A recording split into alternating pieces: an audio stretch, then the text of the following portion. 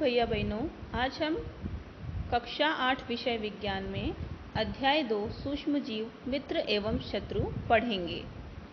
हमने अपने आसपास अनेक स्थानों पर पौधों और जंतुओं सहित अनेक सजीव देखे हैं। इनमें से कुछ ऐसे जीव भी होते हैं जिसे हम अपनी आंखों से नहीं देख सकते और इन्हें देखने के लिए हमें किसी इंस्ट्रूमेंट या एक स्पेशल यंत्र की आवश्यकता होती है। ऐसे जीवों को हम सूक्ष्म जीव कहते हैं। नम ऋतु में यानी कि वर्षा ऋतु में जो रोटी या ब्रेड होती है वो आसानी से सड़ने लग जाती है और उसकी सतह काले सफ़ेद धब्बों से ढक जाती है। यदि हम इसको सूक्ष्मदर्शी की सहायता से देखते हैं, माइक्रोस्कोप की सहायता से देखते हैं, तो हमें इसमें बड़ी बड़ी संरचनाएं देखने को मिलती हैं।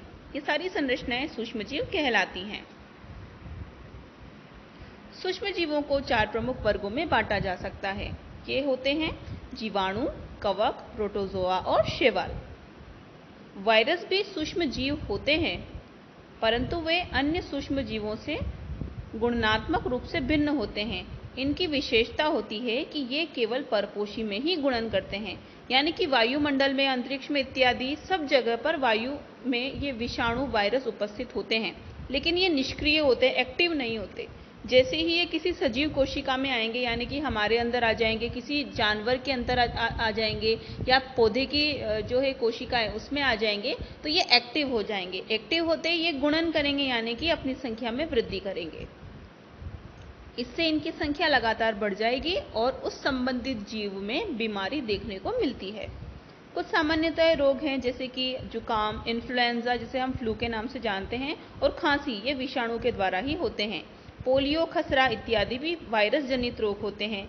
अतिसार और मलेरिया, अतिसार अर्थात दस्त और मलेरिया, ये दोनों प्रोटोजोआ के द्वारा होने वाले रोग हैं।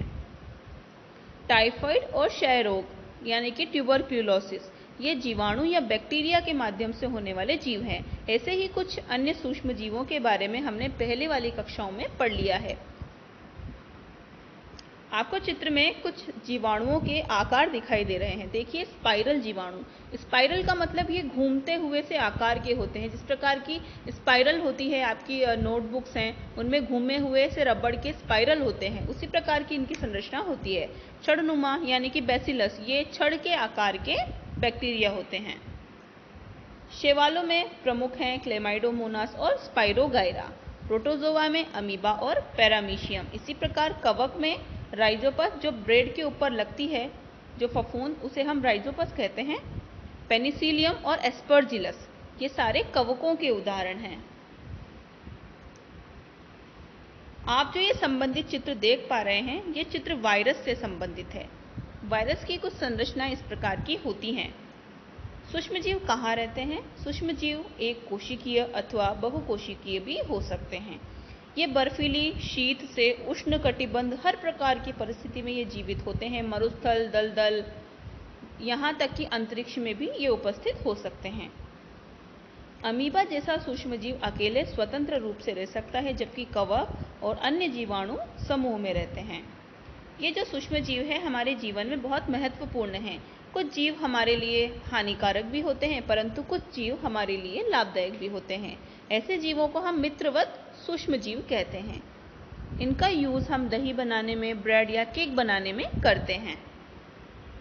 पर्यावरण को स्वच्छ रखने के लिए भी इनका यूज होता है। ये सब्जियों के छिलके, जो जानवरों के अपशिष्ट हैं, विष्ठा है, मल है, इन सबको अपघटित कर देते हैं और एक तरह से इनको सड़ा करके मिट्टी में मिला देते हैं, जिससे मृदा में जो है उर्वरकता वो बढ़ जाती है। दही और ब्रेड का बनना।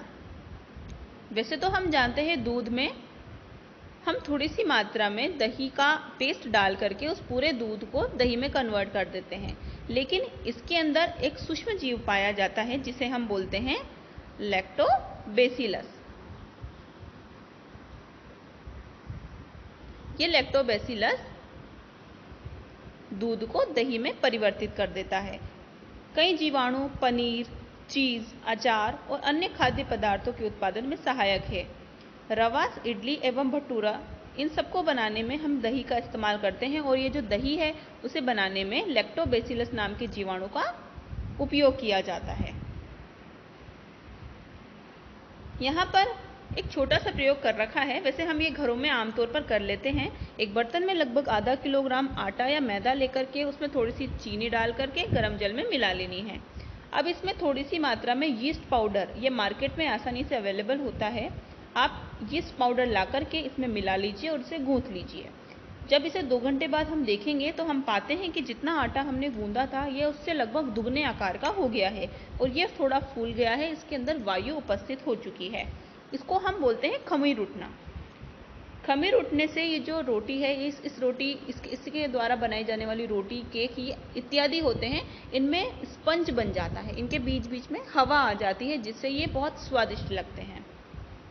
यीस्ट तीव्रता से जनन करते हैं और श्वसन करके कार्बन डाइऑक्साइड का निर्माण कर देते हैं। इससे गैस के बुलबुले बन जाते हैं और ये इस मैदे का या आटे का आयतन बढ़ा देते हैं। इसकी जो साइज है इसमें ये वृद्धि कर देते हैं और बेकिंग के उद्योग में ये जो यीस्ट है ये ब्रेड बनाने में, पेस्ट्री, केक्स इत्यादि बनाने में बहुत काम आता है।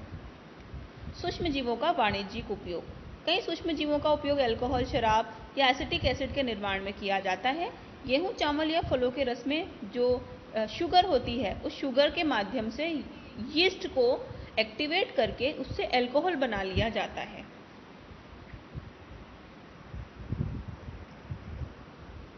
शराब की जो स्पेशल एक गंध होती है, ये अल्कोहल की गंध होती है जो चीनी के अल्कोहल में चेंज होने के कारण बन जाती है।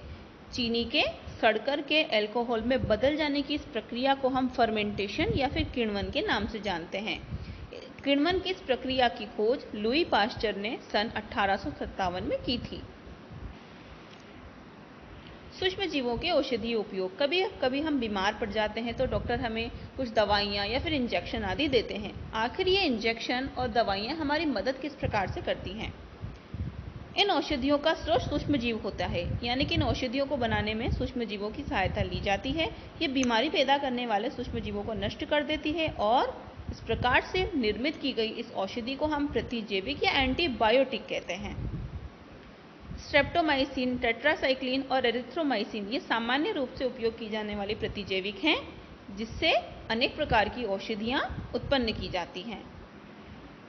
सन 1929 में अलेक्जेंडर फ्लेमिंग जो है वैज्ञानिक थे, वो जीवाणु से बचाने के लिए एक छोटा सा प्रयोग कर रहे थे। अचानक उन्होंने अपनी जो माइक्रोस्कोप है उससे एक तश्तरी पर, जो प्लेट्स होती हैं कांच की तश्तरियाँ, उन पर हरे रंग के फफूंद के छोटे छोटे बीजाणु देखे। उन्होंने ये पाया कि इसमें जो अत्यधिक संख्या थी, बहुत सारे जीवाणु थे, उसमें फफूंद के माध्यम से इन जीवाणुओं को उन्होंने मार दिया।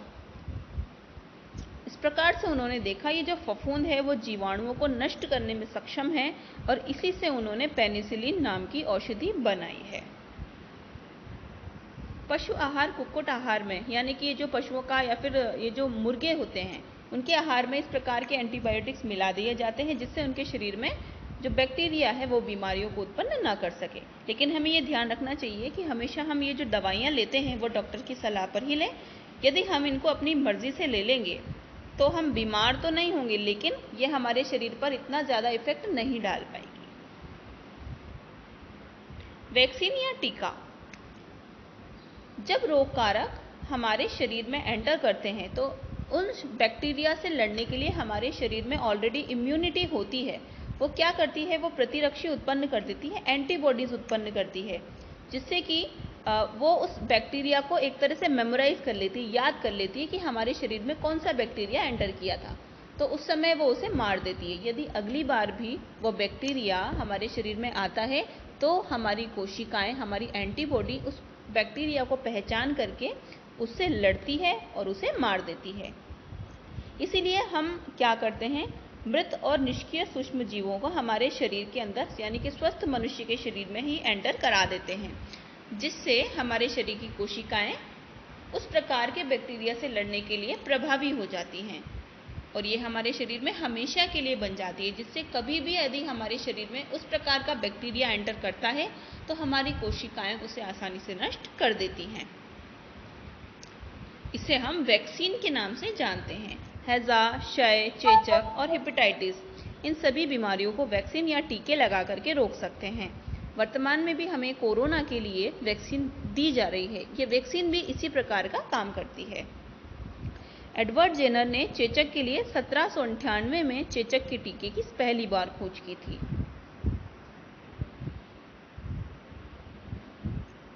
वर्तमान में यहाँ हम देखते हैं चेचक जो पहले एक विश्वव्यापी गंभीर समस्या थी। छोटे बच्चों में चेचक के दाने उभर आते थे। अत्यधिक पीड़ा, अत्यधिक बुखार से कई बार बच्चों में ये महामारी फैल जाती थी और वो उससे लड़ नहीं पाते थे। लेकिन बाद में वैक्सीनेशन जो अभियान जिस प्रकार से कोरोना का चलाया जा रहा है, उसी प्रकार से चेचक का भी एक अभियान चला था, पोलियो का अभियान चला था और उसके फलस्वरूप चेचक जो है, चेचक बीमारी वो पूरे विश्व से वो उन्मूलित हो चुकी है। यानी कि इसका कोई भी नया मरीज हमें देखने को नहीं मिलता। इसी प्रकार से भारत में पोलियो का जो अभियान है वो बहुत समय से चला हुआ आ रहा है और सन 2014 के बाद से अभी तक भारत में पोलियो का एक भी मरीज देखने को नहीं मिला।